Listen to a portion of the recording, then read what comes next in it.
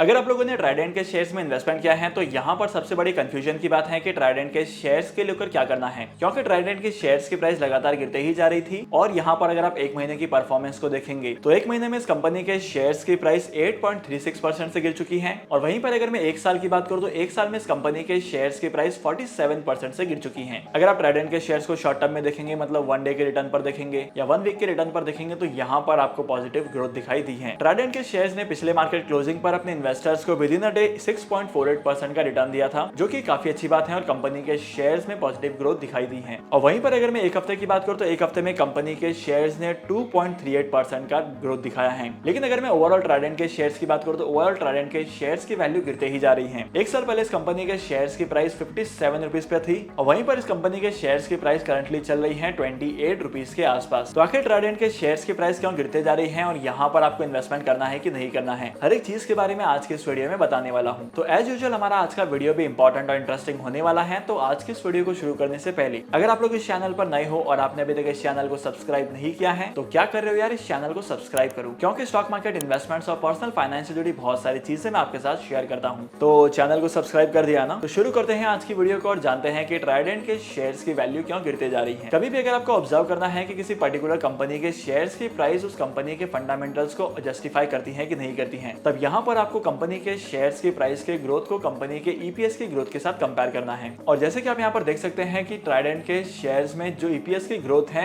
वो उतनी नहीं है जितनी इस कंपनी के शेयर्स की प्राइस की ग्रोथ है। मतलब ट्राइडेंट लिमिटेड के जो फंडामेंटल्स हैं वो काफी ज्यादा वीक हैं, कंपनी को लॉसेस होते जा रहे हैं। अगर कंपनी के रेवेन्यू फ्रॉम ऑपरेशंस की बात करें तो कंपनी का जो रेवेन्यू फ्रॉम ऑपरेशंस है वो भी कम होते जा रहा है। और वहीं पर अगर मैं ट्राइडेंट लिमिटेड के पीई रेशियो की बात करूं, मतलब प्राइस टू अर्निंग रेशियो की बात करूं, तो प्राइस टू अर्निंग रेशियो जो है वो इंक्रीज होते जा रहा है। और किसी भी कंपनी का अगर पीई रेशियो हाई होता है तो वहां पर इन्वेस्टमेंट करने का फायदा भी नहीं होता है, क्योंकि यहाँ पर अच्छे रिटर्न्स कमाने को नहीं मिलेंगे। अब ट्राइडेंट के शेयर्स के प्राइस गिरने के पीछे का सेकंड रीजन है इकोनॉमिक वीकनेस। अब इकोनॉमिक वीकनेस का मतलब क्या होता है कि इकोनॉमी सही से परफॉर्म नहीं कर रही है और इकोनॉमी की वजह से बहुत सारे प्रॉब्लम्स आ रहे हैं, जैसे कि ग्लोबल मार्केट का इन्फ्लेशन। अगर आप यूएस और यूरोप की कंट्री को देखेंगे तो यहाँ पर इनका जो इन्फ्लेशन है वो काफी तेजी से बढ़ते जा रहा है। लेकिन अब शायद आपके दिमाग में ये आ रहा होगा कि यूएस और यूरोप के इन्फ्लेशन की वजह से इंडिया के स्टॉक मार्केट में, वो भी ट्राइडेंट की कंपनी पर क्या इंपैक्ट पड़ेगा। तो इस बात को मैं क्लियर करता हूँ और सबसे पहले हम लोगों को समझना पड़ेगा कंपनी का रेवेन्यू मॉडल। जैसे कि आप स्क्रीन पर देख सकते हैं, इस कंपनी का जो रेवेन्यू है वो इंडिया से 32% का होता है और वहीं पर यूएस और यूरोप की बात की जाए तो यहाँ पर इस कंपनी का रेवेन्यू 44% का होता है और बाकी बचा रेस्ट ऑफ अदर कंट्रीज में भी इस कंपनी के प्रोडक्ट सप्लाई होते हैं।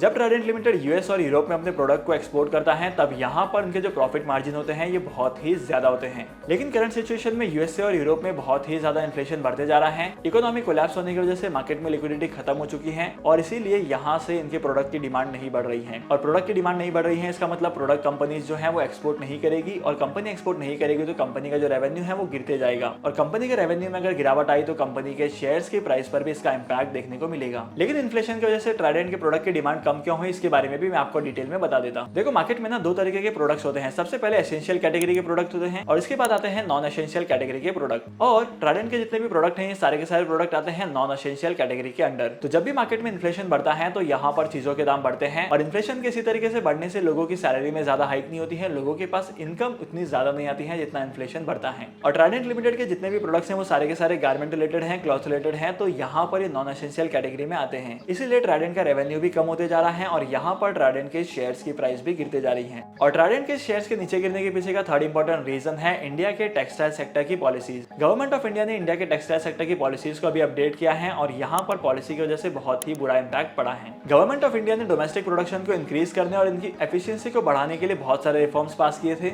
लेकिन इन नए रिफॉर्म्स की वजह से इंडिया के टेक्सटाइल सेक्टर में बहुत सारे चैलेंजेस क्रिएट हो चुके हैं और इन नए चैलेंजेस की वजह से टेक्सटाइल सेक्टर की बहुत सारी कंपनीज को चैलेंजेस फेस करने पड़ रहे हैं और यहाँ पर इनके लिए बहुत बड़ी बड़ी प्रॉब्लम्स खड़ी हो चुकी हैं। और इन्हीं सारे रीजन की वजह से इन टेक्सटाइल कंपनीज के जो एक्सपोर्ट्स हैं वो धीरे धीरे कम होते जा रहे हैं। और वहीं पर इंडिया में चाइना के माल का एक्सपोर्ट भी ज्यादा हो गया है, तो इसकी वजह से भी बहुत सारे इंपैक्ट पड़ रहे हैं। इसके बाद तीसरा इंपॉर्टेंट रीजन ये है कि इंडिया में टेक्सटाइल सेक्टर में इंपोर्ट्स काफी तेजी से बढ़ते जा रहे हैं। इंडिया में अप्रैल से लेकर नवंबर 2022 तक $433 बिलियन का इंपोर्ट हुआ था टेक्सटाइल सेक्टर में। और वहीं पर इस डेटा को अगर मैं पिछले साल के साथ कंपेयर करूं, पिछले साल के अप्रैल से लेकर नवंबर 2021 तक $313 बिलियन का इंपोर्ट हुआ था। इंडिया में इंपोर्ट्स की वैल्यू बढ़ते जा रही है क्योंकि यहाँ पर बहुत सारे रीजंस हैं। करंटली जब गवर्नमेंट ऑफ इंडिया ने टेक्सटाइल सेक्टर में रिफॉर्म लाया था तब ये नया रूल निकाला था कि अगर कोई भी बांग्लादेश से इंपोर्ट करता है तो यहाँ पर आपको इंपोर्ट ड्यूटी पे करने की जरूरत नहीं पड़ेगी। अब बांग्लादेश की बात की जाए तो बांग्लादेश अपने प्रोडक्ट्स को डेवलप करने के लिए जो रॉ मटेरियल है वो चाइना से इंपोर्ट इंपोर्ट करता है और चाइना के इंपोर्ट करने की वजह से उनका जो कॉस्ट ऑफ प्रोडक्शन है वो बहुत कम हो जाता है, क्योंकि वैसे भी चाइना के जितने भी प्रोडक्ट होते हैं उनकी प्राइस बहुत ही कम होती है।